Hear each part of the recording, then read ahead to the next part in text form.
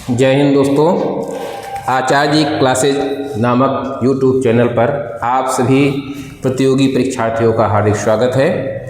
इससे पहले के वीडियो में हम लोगों ने हिंदी वर्णमाला में कुल कितने वर्ण हैं इस पर विचार किया था। आशा है आप लोगों को पूरा तैयार हो गया होगा। आइए उसी हिंदी वर्णमाला में सबसे पहले 11 स्वरों की चर्चा की गई थी। इस स्वरों की संख्या जो है वो 11 है। उन 11 स्वरों को लेकर के इस वीडियो में हम आपसे बात करते हैं। तो आइए देखते हैं कुल स्वरों की संख्या। आप सभी जानते हैं 11 है। पिछले वीडियो में इस पर बात हुई थी हमारी आपकी, आप इससे सहमत हो गए होंगे। 11 स्वर हैं।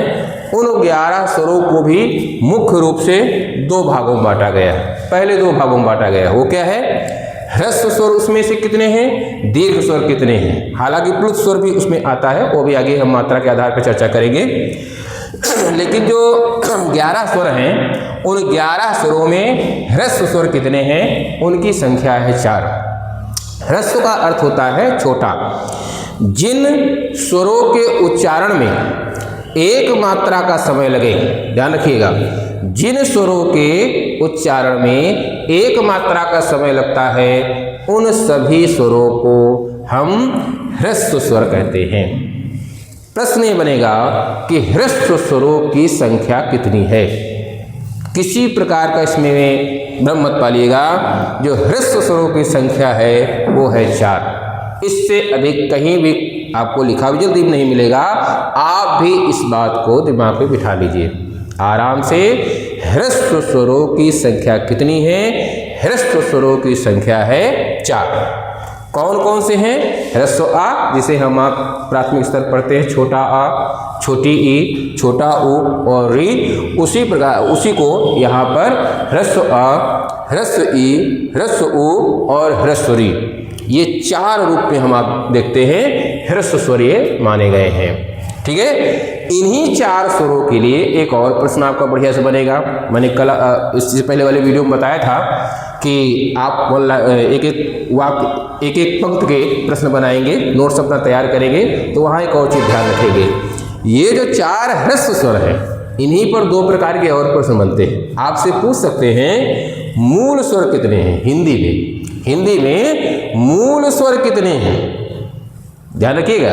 स्वर कितने हैं ये प्रश्न अलग है, ह्रस्व स्वर कितने हैं ये आप लगभग जान रहे होंगे। एक और महत्वपूर्ण चीज आपसे पूछी जा सकती है कि हिंदी वर्णमाला में मूल स्वर कितने हैं। तो आप इसमें भ्रमित मत होइएगा। जो आपके ह्रस्व स्वर है 4, वही वास्तव में मूल स्वर हैं। ये प्रारंभिक स्वर है, पहले स्वर है, शुरुआती स्वर है। इसी अ में जब आ जुड़ता है तो बड़ा आ बनता है। इन्हीं मूल स्वरों में जो ई है, उसी ई में जब ई जुड़ती है तो बड़ी ई बनती है। ऊ में, ह्रस्व ऊ में जब एक और छोटा ऊ जुड़ता है, ह्रस्व ऊ जुड़ता है तो बड़ा ऊ बनता है, माने दीर्घ स्वर बनता है। माने ये जो बड़ा आ है, बड़ी ई है, बड़ा ऊ है, या ये आगे जो 4 स्वर हैं ये समान स्वरों से और ये असमान स्वरों के योग से बने हैं, तो ये तो दीर्घ है। लेकिन मूल स्वर कितने हैं जो किसी अन्य स्वर की सहायता से नहीं बने हैं, तो उनकी संख्या है 4। इसीलिए इन्हें मूल स्वर भी कहा जाता है। तो ये एक बढ़िया सा प्रश्न आप तैयार रखोगे, हमेशा जानकारी रखिए। हो सकता है आपको 4 विकल्प दे और पूछा जाए कि अधोलिखित स्वरों में से कौन सा स्वर मूल स्वर है, तो 3 विकल्प इनमें से मिल सकते हैं, एक इन 4 में से मिल सकता है। अथवा इसी प्रश्न को दूसरी तरीके से पूछ सकते हैं कि अधोलिखित में से कौन सा मूल स्वर नहीं है, कौन सा मूल स्वर नहीं है। तो 3 ये विकल्प मिल जाएंगे, एक इनमें से कोई विकल्प मिलेगा। तो अब ये बात स्पष्ट हो गई होगी। जो नए विद्यार्थी हैं, जो खूब पढ़ रहे होंगे विद्यार्थी, बढ़िया से तैयारी किए होंगे, उनके लिए तो ये आसान है। लेकिन जो प्रारंभ में अभी शुरू में तैयारी कर रहे हैं हिंदी में, उनके लिए बता दें, या बहुत समय से जिन्होंने अभी पढ़ाई व्याकरण की नहीं की होगी, उनके लिए वीडियो बड़ा महत्वपूर्ण है। ध्यान रखिएगा। जो 4 ह्रस्व स्वर हैं, माने छोटे स्वर, जिसे हम छोटा और बड़ा कहते हैं अपने हिंदी में, उसी के ह्रस्व और दीर्घ स्वर भी कहा जाता है। तो 4 जो ह्रस्व स्वर है उन्हीं को मूल स्वर कहा जाता है। ये जो 4 स्वर हैं ये किसी अन्य स्वर की सहायता से नहीं बने हैं, ये मूल स्वर है, मौलिक है, प्रारंभिक है, आरंभिक है, आप ऐसे समझिए। तो 4 ये जो स्वर हैं ह्रस्व, इन्हीं को मूल स्वर भी कहा जाता है। और इसी पर एक और प्रश्न बन जाएगा, वो क्या बनेगा कि एक मात्रिक स्वर कितने हैं। एक मात्रिक जो स्वर हैं उनके उच्चारण में जो समय लगता है उसे हम मात्रा कहते हैं। किसी भी स्वर के उच्चारण में, अभी व्यंजन पढ़ेंगे तो वहाँ भी आएगा, किसी भी स्वर के उच्चारण में जो समय लगता है, जो कालखंड लगता है, सेकेंड से भी कम का, आधा सेकेंड है, जो भी लगता है, तो छोटे वर्ण जो होते हैं, ह्रस्व वर्ण होते हैं, उनके उच्चारण में एक मात्रा का समय लगता है, ऐसा माना जाता है। अगर अ बोले और आ बोले, अ आ, तो दोनों में हम अंतर देखेंगे। अ बोले कम समय लगा, आ बोले ज्यादा समय लगा, ई बोले कम समय लगा, ई बोले ज्यादा समय लगा। तो जो स्वर होते हैं उनके उच्चारण में अगर एक मात्रा का समय जहां लग रहा है, उन सभी स्वरों को एक मात्रिक स्वर कहा जाता है। तो ऐसे प्रश्न बनेगा कि हिंदी में एक मात्रिक स्वर कितने हैं। तो एक साथ देखो 3 प्रश्न आपको यही मिले जा रहे हैं। ह्रस्व स्वर कितने हैं, उसका उत्तर है 4। कौन कौन से, अ, ई, उ और री। फिर दूसरा मिला मूल स्वरों की संख्या कितनी है, तो भी यही 4 है, अ, ई, उ और री। और इसी पर एक और प्रश्न आपको मिल गया कि हिंदी में एक मात्रिक स्वर कितने हैं, तो इसका भी उत्तर होगा 4। और कौन से हैं, यही अ, ई, उ और री। तो मैं समझ रहा हूं कि आप सबको ये बात स्पष्ट हो गई होगी। अब कई तरीके से प्रश्न पूछ सकते हैं, जैसे अभी यहाँ मैंने प्रश्न बताया था कि अधोलिखित में से कौन सा एक मात्रिक स्वर है। तो जब एक मात्रिक स्वर है तो इन चारों में से कोई एक होगा, बाकी 3 इसमें से होंगे। और अधोलिखित में से कौन सा एक मात्रिक स्वर नहीं है, तब इसमें से 3 होंगे, एक इसमें से कोई होगा। ठीक है, ये बात स्पष्ट हो गई होगी। तो ह्रस्व स्वरों को ही मूल स्वर कहा जाता है और ह्रस्व स्वर ही एक मात्रिक स्वर है, ये आप समझ गए होंगे। अब आइए हम लोग दीर्घ स्वर पर आते हैं। इन 11 में से 4 जब निकल गए तो 7 बचते हैं, वही 7 स्वर दीर्घ स्वर कहलाते हैं। इन दीर्घ स्वरों में दीर्घ आ माने बड़ा आ, दीर्घ ई माने बड़ी ई, दीर्घ उ माने बड़ा उ। ध्यान रखिएगा, जो री है इसका दीर्घ रूप नहीं होता हिंदी में, संस्कृत में होता है। ये संस्कृत की वीडियो में देखेंगे, ये भी बढ़िया प्रश्न बन सकता है। 4 स्वर दे देंगे और कहेंगे किसका दीर्घ रूप नहीं होता, और विचार करिए यही 4 स्वर दे दिए जाए। इसको आप नोट करिएगा अलग से। 4 स्वर आपको दिए गए विकल्प में, कहा गया अधोलिखित स्वरों में से किस स्वर का दीर्घ रूप नहीं होता। एक बार संस्कृत में ये प्रश्न आया था, लेकिन दूसरा आया था, उसमें इन वर्णों को देख के पूछा गया था किसका ह्रस्व रूप नहीं होता। तभी ये मेरे दिमाग में आया कि ये हिंदी में बड़े आराम से प्रश्न पूछ सकते हैं कि ये 4 स्वर देंगे और पूछेंगे किसका दीर्घ रूप नहीं होता। तो छोटे आ का दीर्घ रूप बड़ा आ होता है, छोटी ई का दीर्घ रूप बड़ी ई होती है, छोटे उ का दीर्घ रूप बड़ा उ होता है। लेकिन री को आप हिंदी में नहीं पढ़ते हैं कि छोटी री बड़ी री, संस्कृत में मिलते हैं, वो भी वैदिक संस्कृत में मिलते हैं। तो ये आप ध्यान रखिए, बढ़िया सा आपका प्रश्न तैयार होना चाहिए।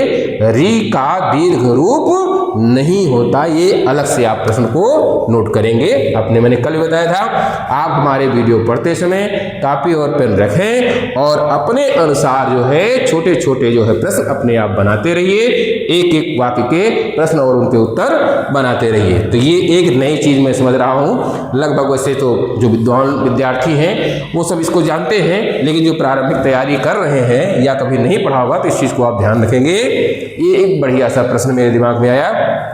ये प्रश्न बन सकता है कहीं भी, जरूरी नहीं कि टेट में ही, कहीं भी ये प्रश्न जहाँ हिंदी के व्याकरण आता है, सुवर्णमाला अगर कहीं पर पाठ्यक्रम में है तो वहाँ ये प्रश्न आपका बढ़िया सा बन जाएगा। री का दीर्घ रूप नहीं होता, अ, ई, उ इनका दीर्घ रूप होता है। लेकिन री का दीर्घ रूप नहीं होता है। ये एक आप नई चीज़ ध्यान रखिएगा। नहीं मतलब ये नहीं कि मैं ही बता रहा हूँ कोई खोज करके, ये सब है व्याकरण में। आप विस्तार से जब गंभीरता से पढ़ेंगे तो हर जगह ये आपको प्राप्त हो जाएगा। चलिए आगे देखते हैं। दीर्घ स्वर जो है बड़ा आ, बड़ी ई, बड़ा उ, ए, ओ और औ, ये 7 दीर्घ स्वर है। इस पर किसी प्रकार का कोई भ्रम नहीं है। ये एकदम बढ़िया सा प्रामाणिक है। सभी भाषा विज्ञानी इस पर सहमत है कि 7 स्वर ही दीर्घ स्वर है। 11 में 4 ह्रस्व स्वर हो गए तो 7 आपके दीर्घ स्वर हो गए।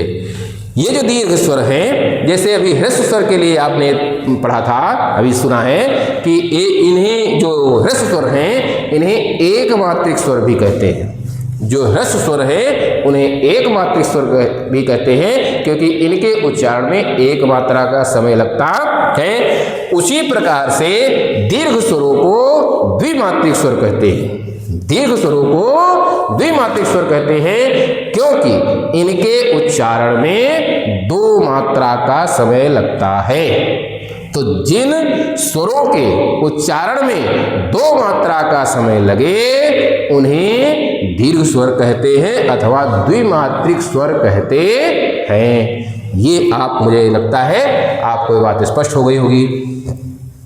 अब ये जो दीर्घ आ है ये किससे बना है? तो ये छोटा आ और छोटा आ से मिल करके बना है। इसे आप अपने हिसाब से समझे रहिए, ये आप जानते हैं। अभी दीर्घ संधि पढ़ा जाएगा तो ये और स्पष्ट होगा कि ह्रस्व आ और ह्रस्व आ मिलके दीर्घ आ बनता है। और दीर्घ किससे बनता है? ह्रस्व ई और ह्रस्व ई मिलकर के दीर्घ ई बनती है। 2 समान ह्रस्व स्वर मिलते हैं तो उसी का दीर्घ रूप बनता है। ध्यान रखिएगा, 2 समान ह्रस्व स्वर, छोटा आ ये समान है। ये जो 2 समान ह्रस्व स्वर मिले तो दीर्घ स्वर उसी का बन जाता है, उसी का बनता है। मतलब अन्य कोई नहीं बनेगा। आ और आ मिलेगा तो उसी का बड़ा रूप बनेगा। ऐसे ई और ई मिलेगा तो बड़ी ई मेरे बनेगी। इसी प्रकार से ह्रस्व उ और ह्रस्व ऊ मिलता है तो ये दीर्घ ऊ बनता है। तो 3 स्वर आप ये देख रहे हैं दीर्घ स्वरों में कि ये समान ह्रस्व स्वरों के योग से बने हुए हैं। और 4 और जो हैं दीर्घ स्वर, इनके लिए एक अलग से भी प्रश्न बनता है। ये अपने यूपी टेट में एक बार पूछा भी जा चुका है। क्या ये जो 4 स्वर हैं ये दीर्घ तो हैं, दीर्घ ये भी हैं, लेकिन ये समान स्वरों के योग से बने हैं। ये जो 4 दीर्घ स्वर हैं ये असमान स्वरों के योग से बने हैं। कैसे? वो नीचे आप देख रहे हैं लिखा हुआ यहाँ पर एक बढ़िया सा प्रश्न बनता है।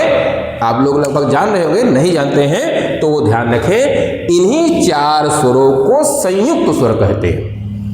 देखिए ये भी 2 स्वरों के योग से बने हैं और ये ए, ऐ, ओ भी 2 स्वरों के योग से बने हैं। लेकिन ये बड़ा आ, बड़ी ई, बड़ा ऊ को जो है संयुक्त स्वर नहीं कहा गया। लेकिन ये जो 4 स्वर है इन्हें संयुक्त स्वर कहा गया। क्यों कहा गया? क्योंकि ये जो 4 स्वर हैं ये 2 असमान स्वरों के योग से बने हैं। ये बढ़िया चीज ध्यान रखिएगा। आप कह सकते हैं, मन में विचार सदैव आपसे कोई पूछ सकता है कि भाई ये भी तो 2 स्वरों के योग से, छोटा मिलके बड़ा आ बना तो 2 स्वरों के योग से तो बने, तो इनको क्यों नहीं संयुक्त स्वर कहा गया? तो ये संयुक्त स्वर इसलिए नहीं कहा गया, इन्हें दीर्घ स्वर ही कहा गया क्योंकि ये 2 समान ह्रस्व स्वर, ह्रस्व माने छोटे, 2 समान छोटे स्वरों के योग से बने हैं। छोटा आ है तो छोटे आ में जब छोटा आ मिलाया गया तब वो बड़ा आ बना, दीर्घ आ बना। उसी प्रकार से छोटी ई मिलाई गई तो बड़ी ई बनी, दीर्घ ई बनी। लेकिन जब ये 4 स्वर और जो दीर्घ माने गए हैं इन्हें संयुक्त इसलिए कहा गया है क्योंकि ये असमान स्वरों के योग से बने। कैसे? पहला आप देखिए, जब संधि पढ़ेंगे तो ये अभी चारों चीजें आएंगी। छोटा आ और छोटी ई, इनको यदि मिलाया जाए, छोटा आ और छोटी ई, इन 2 स्वरों को मिलाया जाए तो इनके योग से ए नामक दीर्घ स्वर की निष्पत्ति होती है। और ये आपसे प्रश्न बन सकता है प्राथमिक स्तर पर या टेट में, जो हिंदी या कहीं भी व्याकरण आप पढ़ रहे हैं, कहीं भी एक आसान सा प्रश्न बन जाएगा सामान्य सा। ए किन 2 स्वरों के योग से बना है? ए किन दो स्वरों के योग से बना है। बड़े आराम से यही 4 विकल्प आपको मिल जाएंगे। तो हमें ध्यान रखना है, अभी गुण संधि में भी आएगा आ और ई के, अ और ई यानी कि अ माने ह्रस्व अ ह्रस्व ई, इनके योग से ए नामक स्वर की निष्पत्ति होती है। ठीक, और इसी अ में, इसी ह्रस्व आ में जब आ और मिलके ए बना, इसी ए को आ के साथ जब मिला दीजिए, माने पहले ह्रस्व अ बाद में ए, ये ध्यान रखिए, पहले ह्रस्व आ रहेगा, पहले छोटा आ रहेगा। ऐसा नहीं कि ए के बाद में और हो गया, ऐसा नहीं होगा, तब फिर दूसरा नियम लागू हो जाएगा। पहले ह्रस्व आ और बाद में ए, इन दोनों को योग किया जाए तो इनसे अ नामक दीर्घ स्वर की निष्पत्ति होती है, अ नामक दीर्घ स्वर बनता है। ठीक है, अब अगला देखते हैं। तो ए और अ हो गया, आ और ई के योग से ए बनता है, और ह्रस्व आ और इसी ए को बस पहले देखो आ और मिलके ए बना, फिर इस ए से पहले आ कर दिया जाए तो आ और ए को जोड़ा जाए तो एक मात्रा और बढ़ जाती है, अ बन जाती है, अ नामक स्वर बन जाता है। अब आगे बढ़िए, गुण ये हम वृद्धि संधि में पढ़ेंगे, ये गुण में पढ़ेंगे, ये वृद्धि में पढ़ेंगे, ये गुण में पढ़ेंगे, ये वृद्धि संधि में भी आगे और पढ़ेंगे। फिर देखिए आ और उ का योग किया जाए, ह्रस्व आ और ह्रस्व उ, इन्हें जोड़ा जाए तो ओ नामक दीर्घ स्वर की निष्पत्ति होती है।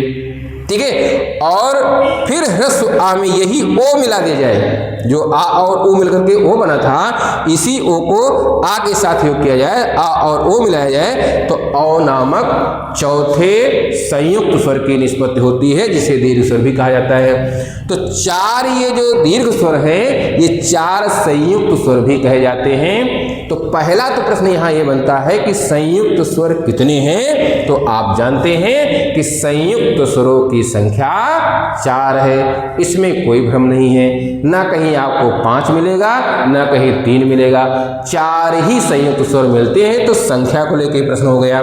इसके बाद ये जो 4 स्वर लिखे हुए हैं दीर्घ स्वर, जिन्हें दीर्घ स्वर 4 हैं, मतलब संख्या 7 है, लेकिन इन 7 में से 4 जो दीर्घ स्वर ये हैं ए ऐ ओ औ, इन्हें संयुक्त स्वर भी कहा जाता है।